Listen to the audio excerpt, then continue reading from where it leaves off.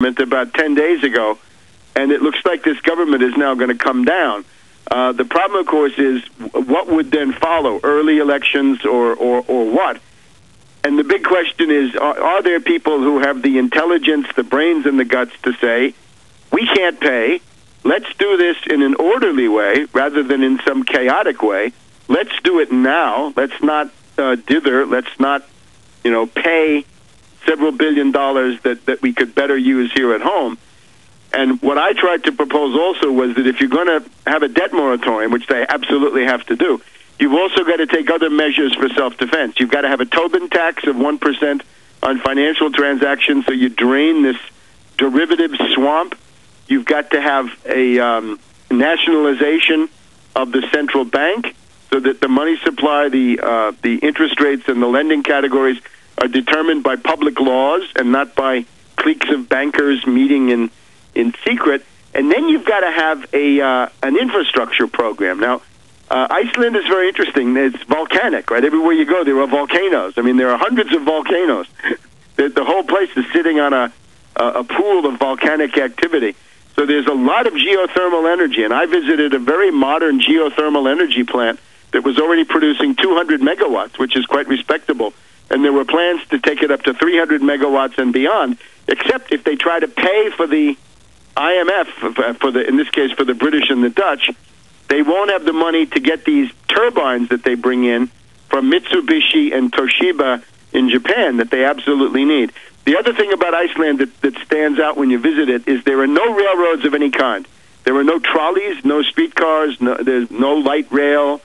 There's just no rail system at all. And that means that you get a lot of imported gasoline that you don't really want to have to pay for in a crisis. So they'd be very well advised to start building some fast electric mass transit in the Reykjavik area, probably 3 lines to the airport, to surrounding communities. And then what they've never had is a trans-island railway, right? If you look at the great stories of development in world history, Russia, it's the Trans-Siberian Railway, sponsored by the Tsar.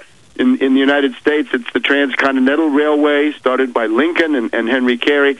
What they need is to go across this large, desolate area, the Central Highlands of Iceland, which is pretty much empty at this point. There are no real roads. It would be time to build a road with a rail link across the island and then up to the north. So you'd unite the country, and of course in the process that would be a stimulus. That would be a real infrastructure stimulus to raise the productivity of labor and add to the capital stock of the country. So this is a fascinating story. I mean, this is a microcosm. The main idea that you can learn from this is if you want to have a recovery, you've got to destroy or at least neutralize the masses of fictitious capital which have been created out of nothing by financiers, bankers, hedge fund operators, and so forth, right?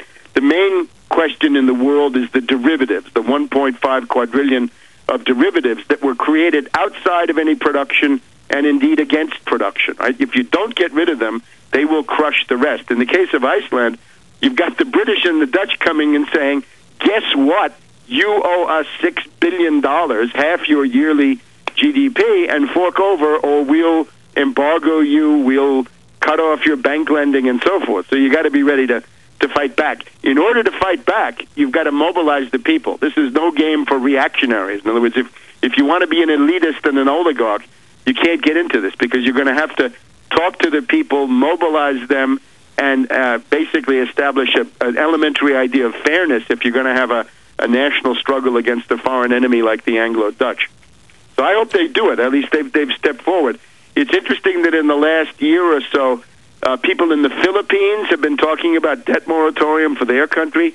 Sri Lanka, Ceylon, the same story. And I'm sure there's a lot more right below the surface because there are, in particular, UNCTAD, right, the United Nations Commission for Trade and Development. Their Secretary General put out a call a couple of months ago saying that it's time for a debt moratorium for the most heavily indebted countries in the third world. And that means it means a total freeze. It just says that for a certain amount of time, I would recommend for Iceland 15 years or the duration of the World Economic Depression, whichever lasts longer. You're not going to pay because you can't pay. Later on, you can look at it, you can negotiate. It's also interesting that in the crisis, Gordon Brown defined Iceland as a terrorist state because the way he did this operation with the banks, he invoked one of these totalitarian British anti-terror laws that were instituted after 9/11, and he said the Icelanders are threatening the economy of Britain, and therefore under our terrorist law we can shut down their bank and we're going to demand the money be paid by them. So it's essentially blackmail using threats. In other words, if you don't pay me the money, you're a terrorist, and I'm going to come after you with God knows what. The Icelanders, though, have a tradition of standing up to the British.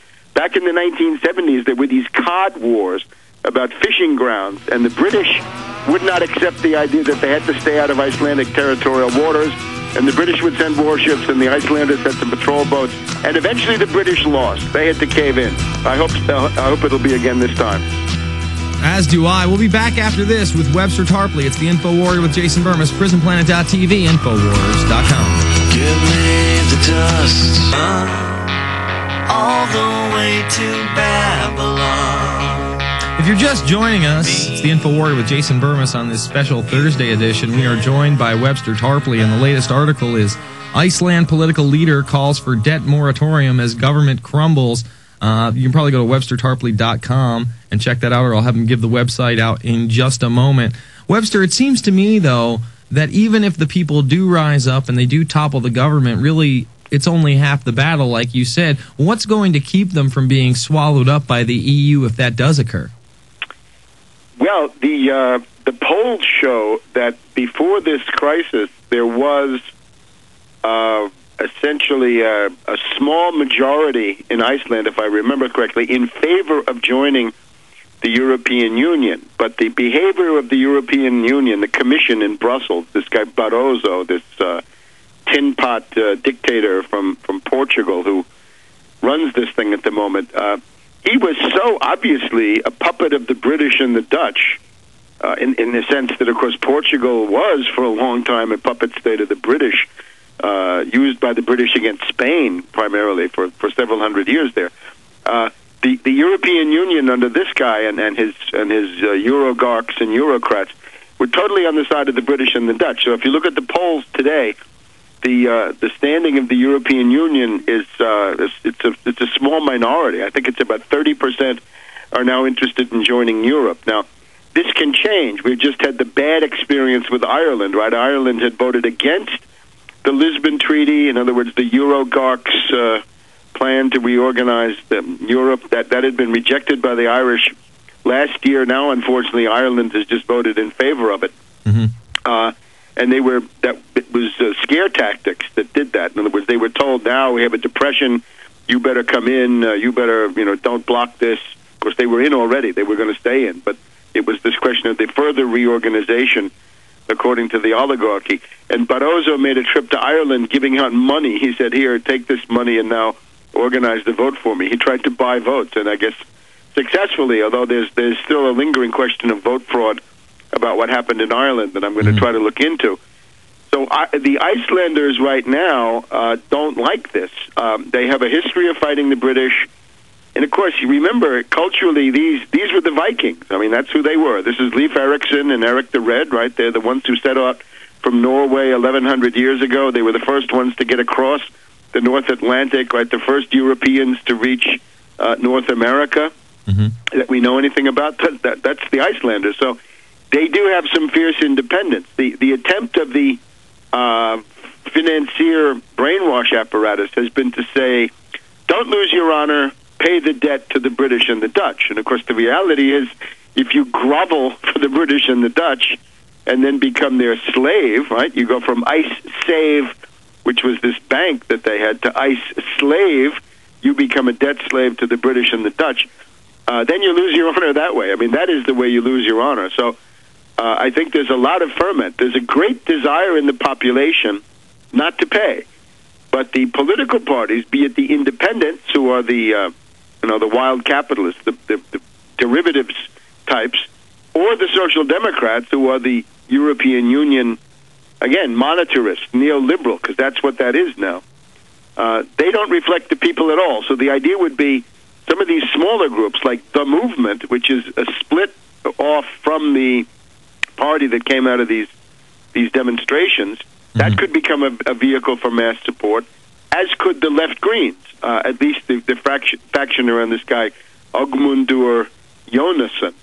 But that's going to take some doing. But on the other hand, it's a small country. It doesn't take too much. I had one of the meetings I had there. I had 80 people, and in 80 people in Reykjavik is the equivalent of 80,000 people in Yankee Stadium if you were here, because the country is 1,000 times smaller. So think of it that way. If you can convince 5 people, it's the equivalent of getting an organization of 5,000 off the ground here.